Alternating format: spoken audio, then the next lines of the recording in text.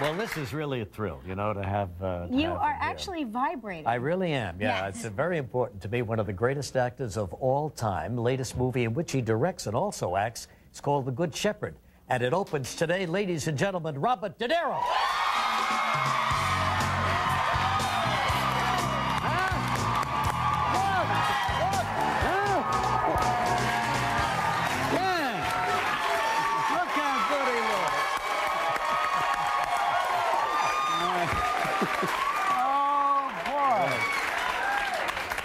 Well, thank you for coming to our Christmas show. This is our Christmas show today, Bob. Oh, nice well, to have you. Merry Christmas, everybody. That's nice. Straight. But you know, after years of admiring Bob, to be in an actual scene with him, and then, you know, our paths don't cross, so I'm busy every morning, and he's got a career too, you know what I mean? So we really don't see that much of each other. That's right. But when we do, like we did before the Score movie came out, you and Marlon Brando, and I went down to see you, Bob.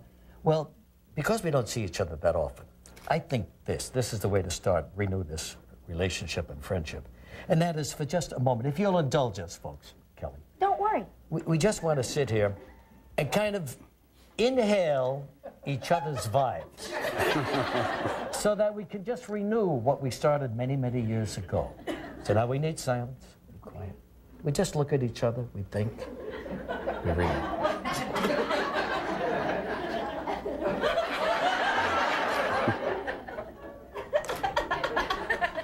Bob, Yeah. is there anything you'd like to ask Regis?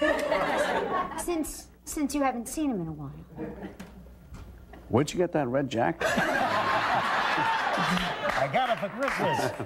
Anyway, Bob, it's great to see you again, and I enjoyed the movie very, very much. Good Shepherd. Did you have a chance to see it? I sure did. Oh, yeah. Oh, Yeah, we my both gosh, enjoyed it's it. terrific. And I loved your directing. This is the second time you directed, huh? Yes, yes. Yeah. And do I see a little bit of Marty Scorsese in there?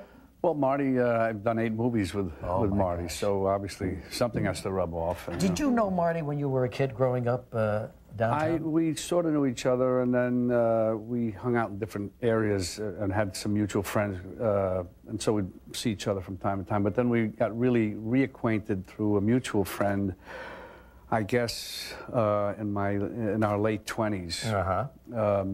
And I had seen Who's That Knocking at my door, Marty's first feature, I think it was, Yeah. with Harvey Keitel, and it was terrific. And so Well, we speaking sort of started our new Marty relationship. and Keitel, there it is, Taxi Driver, 1970.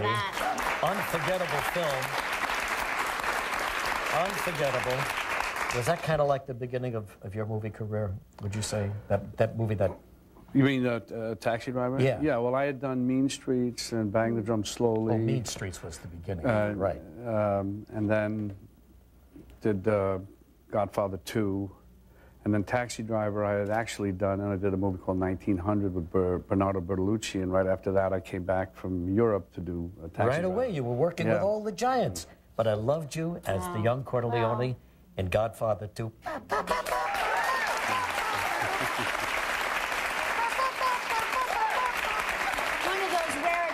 Where the sequel was better than the original. Absolutely. I thought that was the best of the bunch.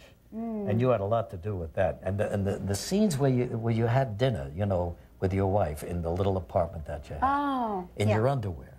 Oh, please. Please, I grew up in an Italian family. I know what that's all about. Boy, it brought back a lot of memories.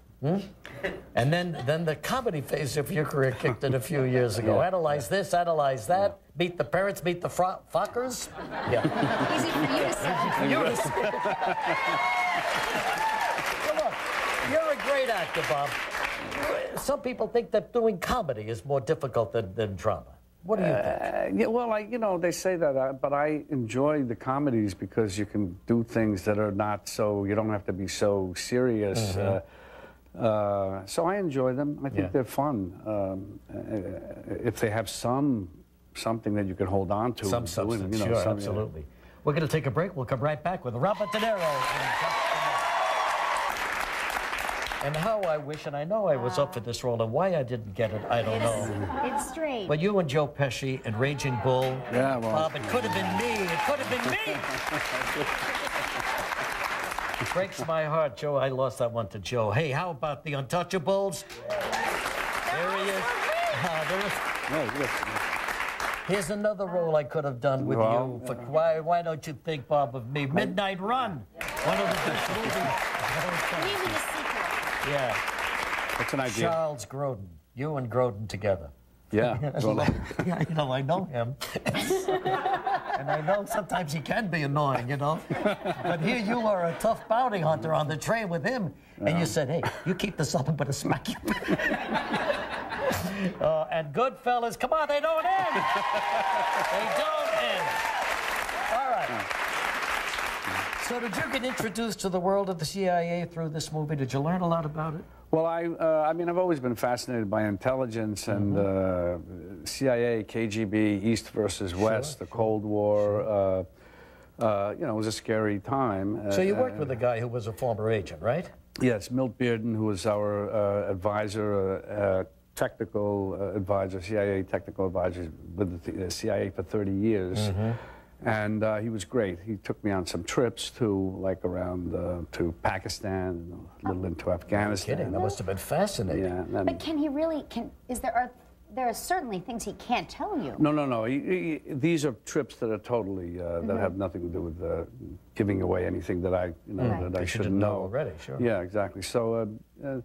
And then we went to the Soviet Union, met a few of his KGB counterparts. Those were wow, what a trips. different world. How about? Yeah, wow. Very interesting. Do you ever think that maybe if you didn't go into acting, that might be something you'd like to do?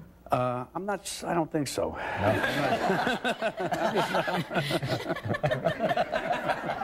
But they were sort of like actors. I mean, they Oh, yeah, all no, were. absolutely, They have to be absolutely. actors. And really good actors. There's a lot at stake.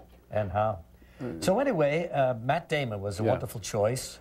Did you consider anybody else for that role? Leonardo DiCaprio was originally going to do it, but he had schedule problems, and it just got so complicated. I said I had to move on quickly because I had all the machinery of the movie moving on with all the other other people and so on, heads of departments. So. And I love the way you directed it. I mean, you know, it's that kind of movie where you're seeing how people are reacting to one another, and it can't be done just like that. They've got to get into the room, let them work each other out, right? Yes. And you kept all that in there, which was good, I thought. Yeah, I kept, a lot, but I had to let a lot of it out, too, just because of the length of the film. Sure. It's got to be a hard thing when you're making a movie to decide what stays and what goes. Right. It's always a big dilemma to decide what the audience will, how much they can take. You don't want to bore them. At the same time, you've got to tell the story, and it's a lot. So here's a young guy who loves his country, who got involved in the beginnings of the CIA. And will there be a sequel to this story? Well, I would like to make the next installment, if you will. This is from 39 to 61, the Bay of Pigs, and the Berlin Wall went up that year. Right. So the next one would say go from that period, 61, to the fall of the wall. Sure, absolutely. And you could cast somebody, say, who experienced it, who lived through it, who was there. Somebody who was there, who could give it a certain level of authenticity. Say no more, it's already done. Well, we have another clip to show you. Now, Matt Damon is, of course, the star of the movie, and Angelina Jolie is his wife in the film. Yes. How was she to work with? She was great. Yeah? I think she's wonderful. One of the better roles, I thought. Yeah, she's just great. Terrific. Well, let's take a look at the two of them in action right now. They're arguing. Here we go. Terrific movie. It opens today, The Good Shepherd. Bob, thank you very, very much. Thank you. Merry Christmas and Happy New Year. Thank you. Bye. Wonderful. Goodbye. Thanks, bye.